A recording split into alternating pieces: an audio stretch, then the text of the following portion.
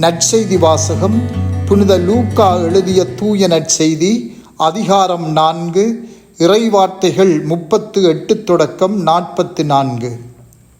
அக்காலத்தில் இயேசு தொழுகை கூடத்தை விட்டு சீமோன் வீட்டிற்குள் சென்றார். சீமோனின் மாமியார் கடுங்காய்ச்சலால் துன்புற்ற நிலையில் இருந்தார். அவர்கள் அவருக்காக இயேசுவிடம் வேண்டினார்கள். இயேசு அவர் அருகில் நின்று காய்ச்சலை கடிந்து கொள்ள அது அவரை விட்டு நீங்கிற்று. உடனே அவர் எழுந்து அவர்களுக்கு பணிவிடை செய்தார். கதிரவன் மறையும் நேரத்தில் எல்லாரும் தங்களிடையே பற்பல பிணிகளால் நலம் குன்றியிருந்தோரை அவரிடம் கூட்டி வந்தார்கள். அவர் ஒவ்வொருவர் மேலும் தம் கைகளை வைத்து அவர்களை குணமாக்கினார். பேய்களும் நீர் இறைமகன் என்று கத்திக்கொண்டே பலரிடம் இருந்து வெளியேறின. அவர் மெசியா என்று பேய்கள் அறிந்திருந்தபடியால் அவர் அவற்றை அதட்டி பேச விடாமல் தடுத்தார். பொழுது விடியும் வேளையில் இயேசு தனிமையான ஓரிடத்திற்கு புறப்பட்டு சென்றார். திரளான மக்கள் அவரை தேடிச் சென்றனர். அவரிடம் வந்து சேர்ந்ததும் தங்களை விட்டு போகாதவாறு அவரை தடுத்து நிறுத்த பார்த்தனர். அவரோ அவர்களிடம், நான் மற்ற ஊர்களிலும் இறையாட்சியை பற்றி நற்செய்தி அறிவிக்க வேண்டும், இதற்காகவே நான் அனுப்பப்பட்டிருக்கிறேன் என்று சொன்னார். பின்பு அவர் யூதேயாவில் உள்ள தொழுகை கூடங்களில் நற்செய்தியை பறைசாற்றி வந்தார். சிந்தனை. இயேசு தம் சொந்த ஊராகிய நசரேத்தில் புறக்கணிக்கப்பட்ட பின்பு கப்பர்நகூமுக்கு செல்கின்றார்.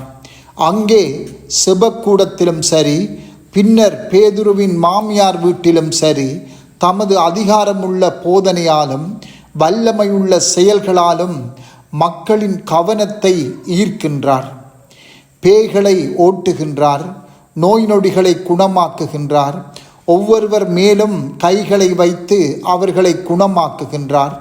பேதுருவின் மாமியாரின் காய்ச்சலை கடிந்து கொள்ள அது அவரை விட்டு நீங்குகின்றது. இவ்வாறான அரிய செயல்கள் மூலம் மக்களின் கவனத்தை ஈர்த்து கொள்கின்றார்.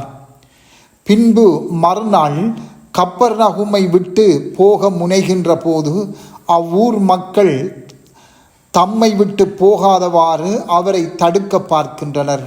அவரோ மற்ற ஊர்களிலும் நற்செய்தி அறிவிக்க வேண்டும், அதற்காகவே அனுப்பப்பட்டேன் என்று கூறி அங்கிருந்து நகர்கின்றார். இயேசு எப்போதாவது எங்களது கவனத்தை ஈர்த்திருக்கின்றாரா?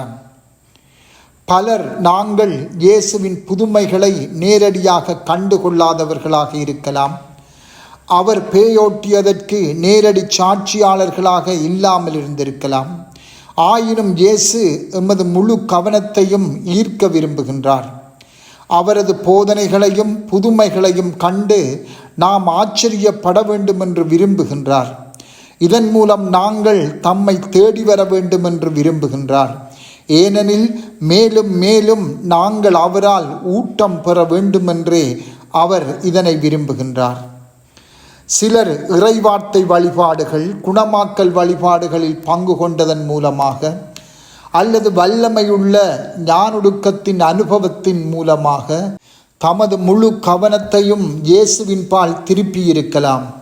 இன்னும் சிலர் சக்தி மிக்க மறையுரையை கேட்ட அனுபவத்தின் மூலம் இயேசுவின் பக்கம் திரும்பியிருக்கலாம். இன்னும் பலர் வெவ்வேறு ஆன்மீக அனுபவங்களின் ஊடாக இயேசுவிடம் வந்திருக்கலாம். இந்த கவன ஈர்ப்பு இயேசுவின் வார்த்தைகளை கேட்டு அவரோடு இணைந்து வாழ்வதற்காகவே ஆகும். இந்த அனுபவங்கள் நாம் தொடர்ச்சியாக ஆண்டவரோடு வாழ்வதற்கான அழைப்பின் உறுதியான அடித்தளங்களாக அமைகின்றன. இத்தகைய அனுபவங்கள் எம்மை கடவுளோடு உறவு கொள்ள இட்டு செல்லாவிடில் ஏன் அவை எங்களை இட்டு செல்லவில்லை என்ற கேள்வியை நாம் எம்மிடமே கேட்க வேண்டும். ஏன் இயேசுவின் வார்த்தைகளோ செயல்களோ எங்களை ஆச்சரியப்பட வைக்கவில்லை என்று கேட்டுக்கொள்ள வேண்டும். கப்பர்நகூம் மக்கள் இயேசுவின் போதனையாலும் செயல்களாலும் ஈர்க்கப்பட்டதை நினைத்து பார்ப்போம். சிலர் அவரை விட்டு போனாலும் பலர் இயேசுவின் சீடர்களாகவே வாழ்ந்தார்கள். நாங்கள் இயேசுவால் ஈர்க்கப்பட்டுள்ளோமா? நாங்கள் பெற்ற இயேசு அனுபவம் இயேசுவை தொடர்ச்சியாக பின் செல்ல வழிவகுத்ததா? அவ்வாறு அனுபவங்களை பெற்றிருந்தால் ஆண்டவருக்கு நன்றி சொல்வோம். பெற்றிராவிடில் அவரிடமே இறந்து மன்றாடி அவ்வனுபவத்தை பெற்றுக்கொள்ள முயல்வோமாக. செபம்.